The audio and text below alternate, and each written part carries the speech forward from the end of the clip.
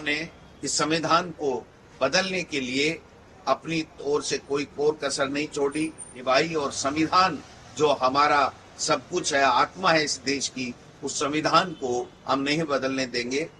प्रदेश अध्यक्ष जी तो नवे नवेले हैं, उनको पता नहीं है, उनको तो कहने का अधिकार ही नहीं है। वो तो मोदी जी की फोटो लगा करके सोल ओढ़ करके सोते हैं और उनके किसी कार्यक्रम में कोई भी नेता कितना भी बड़ा हो, मोदी जी का यहाँ बड़ा सा चिन्ह लिए हुए मफलर या उनको जो सोल है वो ओढ़ना पड़ता है, उनकी मजबूरी है।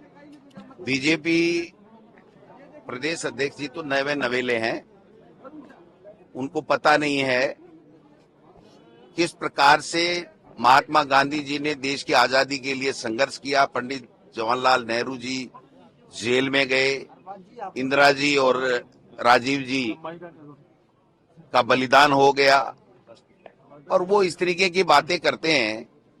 उनको तो कहने का अधिकार ही नहीं है। वो तो मोदी जी की फोटो लगा करके सोल ओढ़ करके सोते हैं और उनके किसी कार्यक्रम में कोई भी नेता कितना भी बड़ा हो, मोदी जी का यहाँ बड़ा सा चिन्ह लिए हुए मफलर या उनको जो सोल है वो ओढ़ना पड़ता है, उनकी मजबूरी है।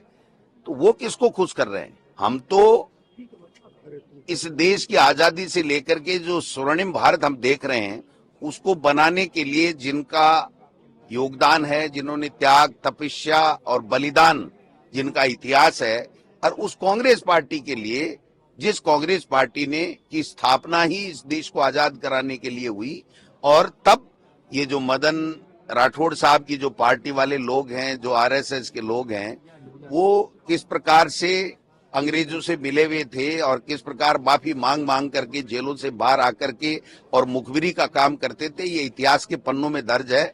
मैं ज्यादा नहीं कहना चाहता, इसलिए उनको सोच समझ के बोलना चाहिए। इनका एजेंडा एक ही है, काम मत करो, जनता का ध्यान भटकाओ और जनता की जो समस्या है उनका समाधान नहीं करना पड़े, इसलिए ये इस तरीके की अनर्गल बयानबाजी करते हैं।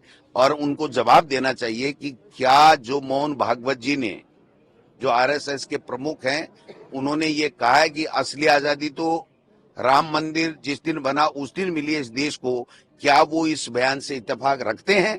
अगर रखते हैं तो इससे बड़ी शर्म की कोई बात नहीं हो सकती है। तो ऐसी बातें करके वो केवल बरगलाना चाहते हैं, क्योंकि काम उनके पास में है नहीं, काम कर नहीं सकते हैं। पर्ची आती है उतना ही काम करते हैं, और मदन राठौड़ जी के पास तो कोई काम भी नहीं है। एक सामान्य कार्यकर्ता ये कह रहा है कि मदन राठौड़ की नहीं चल रही, मदन राठौड़ की नहीं चल रही, उसकी डिजायर आप मान नहीं रहे, तो उनको अभी इस तरीके के बयानों के अलावा उनके पास में कुछ शेष बचा भी नहीं। विजयी विश्व तिरंगा प्यारा, झंडा ऊंचा रहे हमारा, सदा शक्ति सरसाने वाला, प्रेम सुधा बरसाने वाला, वीरों को हर्षाने वाला, मातृभूमि का तन मन सारा, झंडा ऊंचा रहे हमारा, शान न इसकी जाने पाए, चाहे जान भले ही जाए, विश्व विजय करके दिखलावे, तब होवे प्रण पूर्ण हमारा, झंडा ऊंचा रहे हमारा, विजयी विश्व तिरंगा प्यारा, झंडा ऊंचा रहे हमारा। विश्राम। राजस्थान विधानसभा में प्रतिपक्ष के नेता माननीय टीकाराम जूली जी आज गणतंत्र दिवस के शुभ अवसर पर हमें संबोधित करेंगे।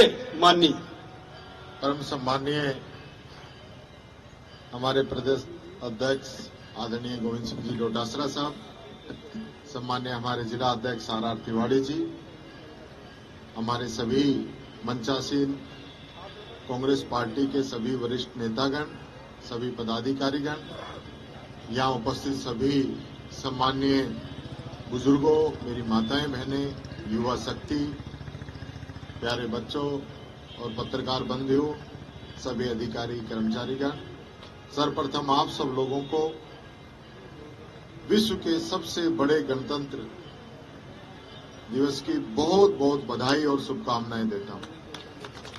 आज 75 वर्ष इस गणतंत्र को पूरे हुए हैं और वो गणतंत्र जिसने पूरी दुनिया के अंदर अपनी एक अमिट छाप छोड़ी।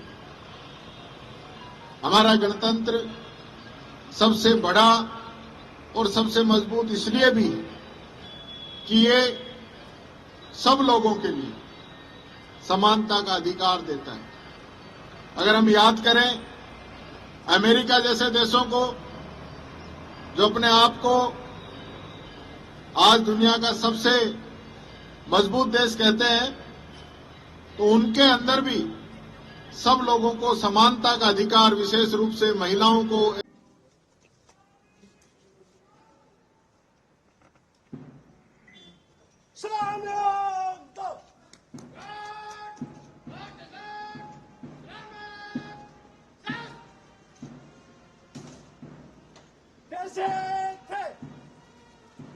धवल की शुरू करेंगे।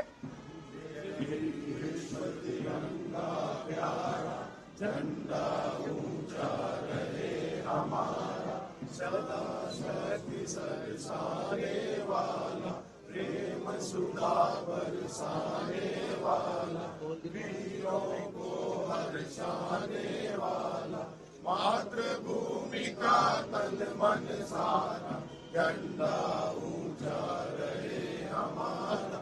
साधना इसकी जाने पाए चाहे जान भले ही जाए। विश्व शांति करके दिखलाए तब होवे प्रण पूर्ण हमारा। झंडा ऊंचा रहे हमारा। विजयी विश्व तिरंगा प्यारा। झंडा ऊंचा रहे हमारा। विश्राम। हम राजस्थान प्रदेश कांग्रेस कमेटी के पूछावर अध्यक्ष गोविंद सिंह जटौटा से आग्रह हुआ कि वो गणतंत्र दिवस के इस पावन पर्व पर प्रदेश कांग्रेस कमेटी में हमारे बीच में हमारे नेता प्रतिपक्ष सम्माननीय टीकाराम जूली साहब, तमाम कांग्रेस पार्टी के नेतागण, पदाधिकारीगण, मीडिया के बंधु, संपूर्ण देशवासियों के लिए ये गौरव का विषय है कि आज के दिन हमारे देश में आज़ादी के बाद में संविधान लागू हुआ और उस संविधान के तहत हम देश में प्रगति करते हैं। हमारा देश आज विश्व में सिरमौर देशों की गिनती में आता है। बाबा साहब ने जिस प्रकार से इस संविधान को लिख करके हमें अधिकार दिए, उसके साथ साथ हमें कर्तव्य भी दिए हैं और कांग्रेस पार्टी के महान नेताओं ने इस देश की आज़ादी के लिए अपने प्राण न्योछावर कर दिए और देश की आज़ादी नहीं बल्कि इस आज़ादी को और खूबसूरत रखने के लिए, कायम रखने के लिए समय समय के ऊपर जब भी आवश्यकता पड़ी अपना सर्वोच्च न्योछावर करने में भी उन्होंने कभी पीछे नहीं हटे। इस देश को और ज्यादा खूबसूरत बनाने के लिए, विकास करने के लिए हमारी नेता स्वर्गीय इंदिरा गांधी और हमारे नेता स्वर्गीय राजीव गांधी जी ने प्राण न्योछावर कर दिए, लेकिन इस संविधान के ऊपर कभी आंच नहीं आने दी, हमारी देश की आज़ादी के ऊपर कभी आंच नहीं आने दी।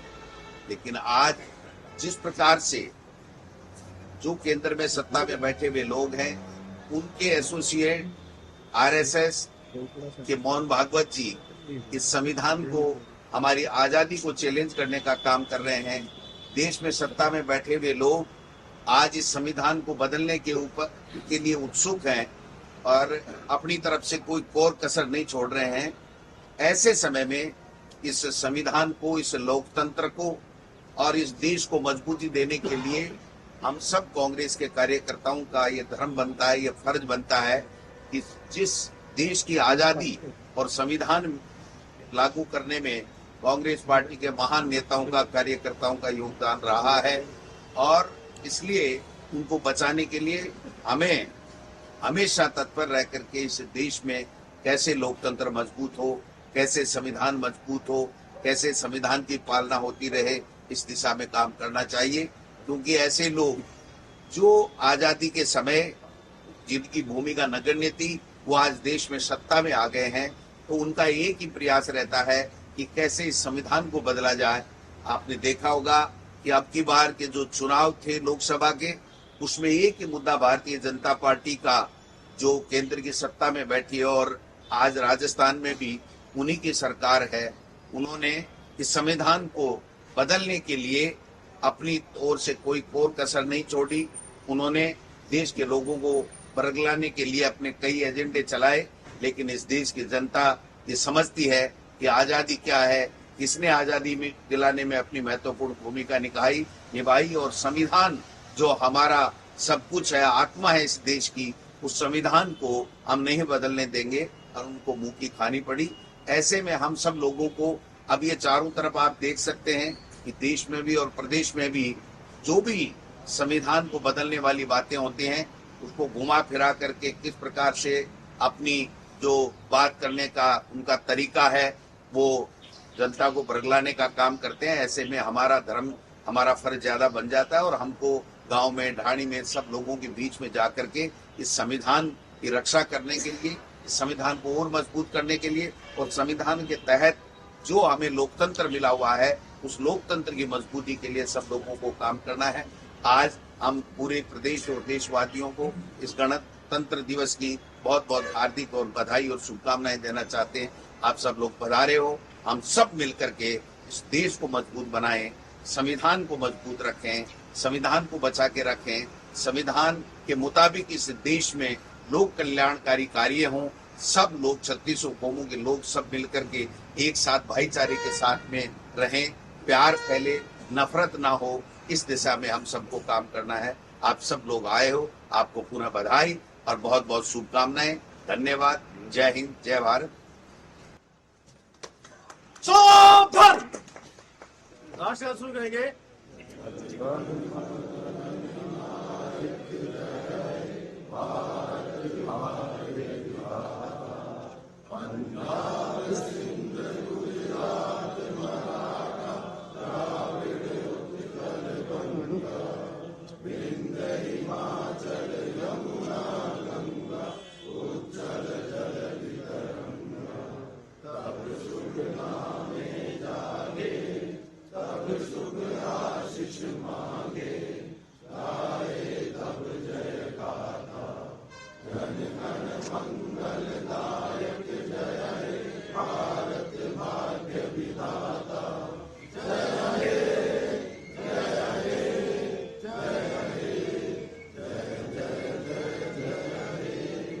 आजाद हिंद जिंदाबाद, कौमी नारा वंदे मातरम। अब नेता प्रतिपक्ष आते हैं टीकाराम जी छोटे साहब, बड़ी जो पर सारे आते हैं।